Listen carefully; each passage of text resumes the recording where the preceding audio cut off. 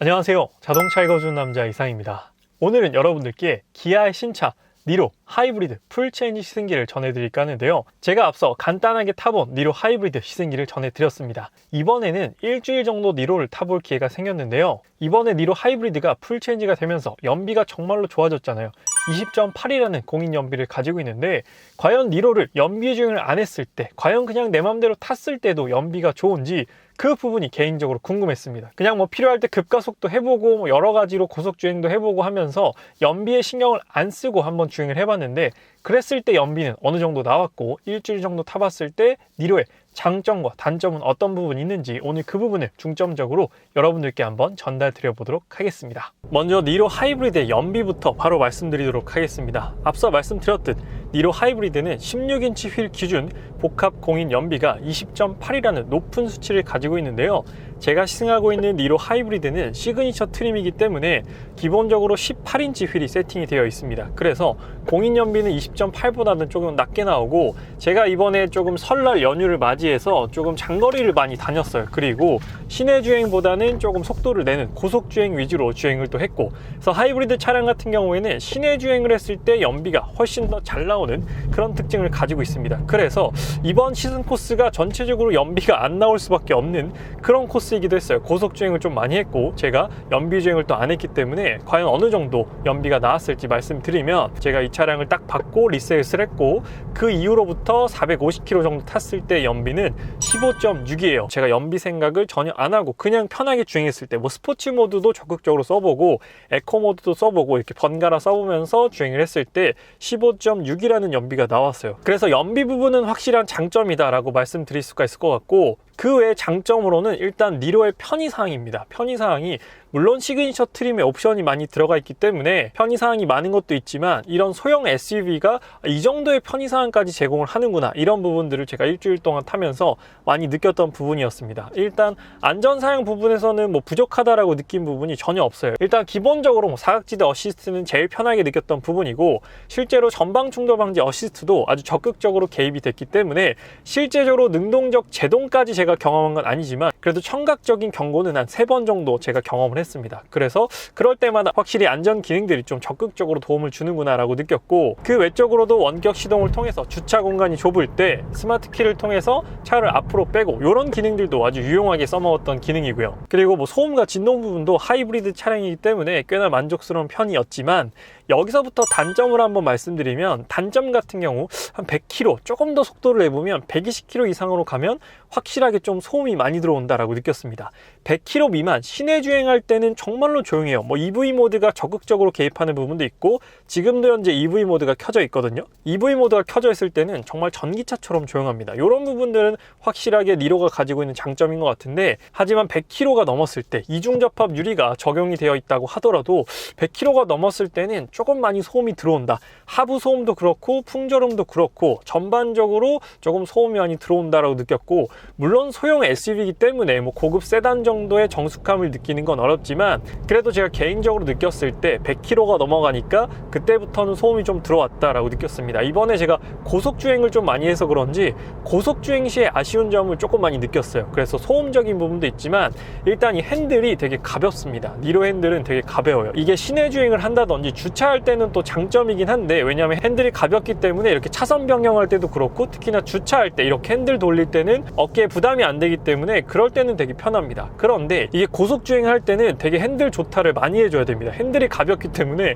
계속 핸들이 이렇게 움직여요. 그래서 속도를 좀 내면 계속해서 핸들을 이렇게 바로 잡아줘야 되기 때문에 이런 부분들이 고속 주행할 때 제 개인적으로는 약간의 피로감으로 좀 다가왔습니다. 그래서 이런 부분들이 고속 주행할 때는 좀 아쉬웠다. 그래서 출력적인 부분을 말씀드리면, 사실 니로는 출력을 보고 구입하는 차는 아니에요. 이 차량이 105마력의 토크가 14.7 정도를 발휘하게 되는데 생각보다 출력이 아쉽진 않았습니다. 물론 큰 기대를 하고 앞서 200마력, 300마력대 차를 타셨다면 아쉬울 수도 있겠지만, 니로의 출력을 감안하고 주행하기에는 크게 부족하다라고 느껴지진 않았습니다. 또 부족하다라고 느껴질 때는 드라이브 모드를 스포츠로 바꾸면 또 어느 정도 해소가 되는 부분이에요.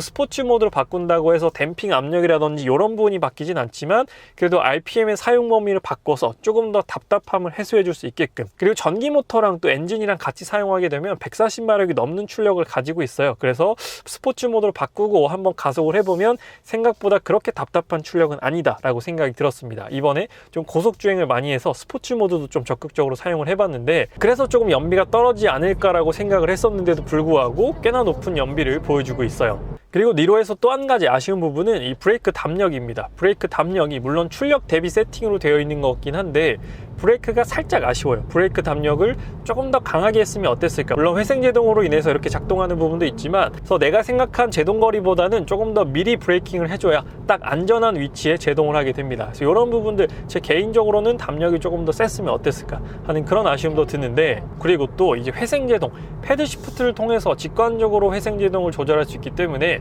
이런 부분들도 전기차는 아니지만 니로가 가지고 있는 장점이라고 생각이 들어요. 에코 모드에서 패드 시프트를 작동하게 되면 회생제동 세기를 조절할 수 있게 되고, 스포츠 모드에서 패드 시프트를 조절하게 되면 변속 타이밍을 조절할 수 있게 됩니다. 그래서 패드 시프트 하나로 두 개의 역할을 해낼 수 있어요. 그래서 지금도 에코 모드인데 패드 시프트를 작동해 보면 레벨 1, 레벨 2, 레벨 3, 그래서 회생제동 감도가 점점 더 세집니다. 그 레벨 3 다음으로 다운 시프트를 쭉 당겨보면 맥스까지 있습니다. 그래서 레벨 1, 레벨 2, 레벨 3 맥스 단계까지 있기 때문에 실질적으로 회생제동 감도를 조절하는 게 아주 편하게 되어 있습니다. 따로 뭐 중앙 모니터에서 조절하는 게 아니라 패드 시프트로 바로 조절할 수 있기 때문에 이런 부분들을 제가 타면서 굉장히 편했습니다.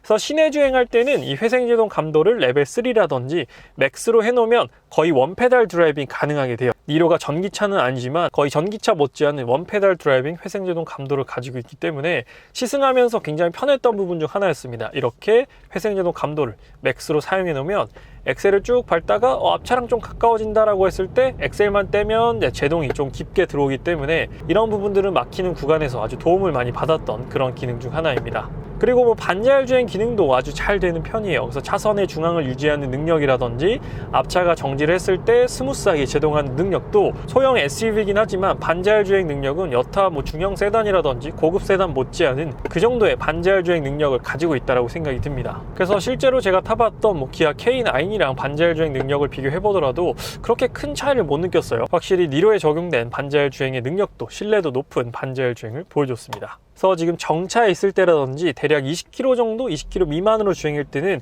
EV 모드를 적극적으로 사용하고 있습니다. 그래서 연비를 아주 높여주는 그런 능력을 가지고 있어요. 그래서 쭉 엑셀을 밟다가 엑셀에서 발을 떼면 또 EV 모드가 적극적으로 개입을 하게 되고요. 그래서 이전 니로보다 되려 EV 모드가 조금 더 적극적으로 개입하기 때문에 이런 부분에서도 연비가 높아지는데 큰 역할을 하지 않았나. 풀 체인지가 되면서 크기가 되려 커졌음에도 연비가 좋아졌다라는 부분은 이런 로직 부분에서 신경을 많이 쓴 것 같습니다. 그래서 나는 연비가 좋은 하이브리드 차량을 원해 하시는 분들은 마일드 하이브리드가 아닌 이런 풀 하이브리드 방식을 구입하셔야 높은 연비를 경험하실 수가 있습니다. 플러그인 하이브리드 방식도 연비가 낮은 편은 아니지만 그래도 효율로 봤을 때는 풀 하이브리드 방식이 조금 더 효율이 좋은 편이라서 정말로 높은 연비의 하이브리드를 원하시는 분들은 이 풀 하이브리드 방식을 구매하셔야 돼요.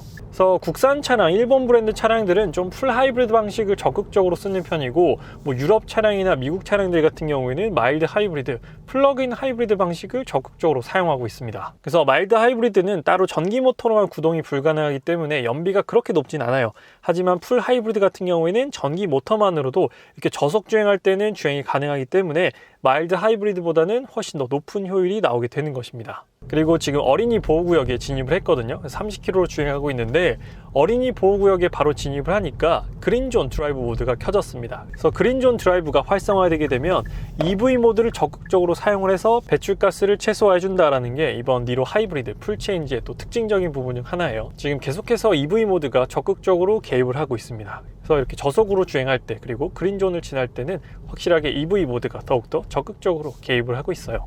이번에는 방지턱 구간을 한번 넘어가 보도록 하겠습니다. 니로로 방지턱을 넘었을 때 지금 굉장히 큰 방지턱이 하나 있는데 이런 방지턱은 굉장히 스무스하게 넘어가는 그런 편이에요. 그래서 니로가 저속으로 방지턱 넘을 때는 승차감이 괜찮은 편입니다. 그런데 고속주행할 때 조금 더 안정감이 있었으면 좋겠다 라는 그런 게 제 개인적인 바람이에요. 고속주행할 때는 조금 하체가 그렇게 탄탄하게 받쳐주는 그런 느낌은 아니었습니다. 그런데 저속에서 방지턱 넘을 때는 괜찮아요. 뭐 승차감이 막 이렇게 차가 뒤틀린다던가 그런 느낌은 또 아니기 때문에, 그래서 지금도 조금 시내 주행을 하고 이렇게 저속 주행을 하니까 연비가 계속적으로 올라가고 있습니다. 확실히 니로 하이브리드는 고속 주행할 때보다는 이렇게 막히는 구간이나 시내 주행을 할 때 훨씬 더 매력적인 연비를 보여주고 있어요. 그래서 니로 하이브리드의 총평을 한번 해보도록 하겠습니다. 제 개인적으로 느낀 니로 하이브리드 같은 경우에는 시내 주행에 정말로 특화가 되어 있는 그런 친환경 차량이다라는 생각이 들었습니다. 그래서 보통 출퇴근 용도로 니로 하이브리드를 고려하시는 분들이 많을 것 같은데, 막히는 시내 주행이 많다 하시는 분들에게는 니로 하이브리드를 적극적으로 추천을 드립니다. 왜냐하면 연비 효율도 정말로 좋고 EV 모드도 적극적으로 개입하기 때문에 차량의 정숙한 장점도 있고요. 그래서 그런 부분들이 충분한 만족감으로 다가올 것 같은데, 내가 좀 고속 주행이 많다, 뭐 출장이 많고 고속도로를 많이 탈 일이 있다 하시는 분들한테는 조금 아쉬운 부분이 생길 수도 있을 것 같아요. 뭐 소음적인 부분이라든지 출력적인 부분이라든지, 고속에서 핸들이 좀 가볍기 때문에 이런 조타를 계속 해줘야 된다는 그런 부분. 그래서 고속 주행을 많이 하시는 분들에게는 내가 꼭 SUV가 필요한 게 아니라면 요 금액대에 구입할 수 있는 그런 조금 더 묵직한 세단을 고려해 보시는 것도 괜찮지 않을까라는 생각도 듭니다. 그런데 또 그렇게 되면 연비가 좀 떨어질 수는 있겠죠. 그래서 연비가 최우선이고 조금 시내 주행을 많이 하시는 분들에게는 니로 하이브리드를 좀 적극적으로 추천드리고 싶습니다. 지금까지 자동차 읽어주는 남자 이상이었습니다. 시청해주셔서 감사합니다.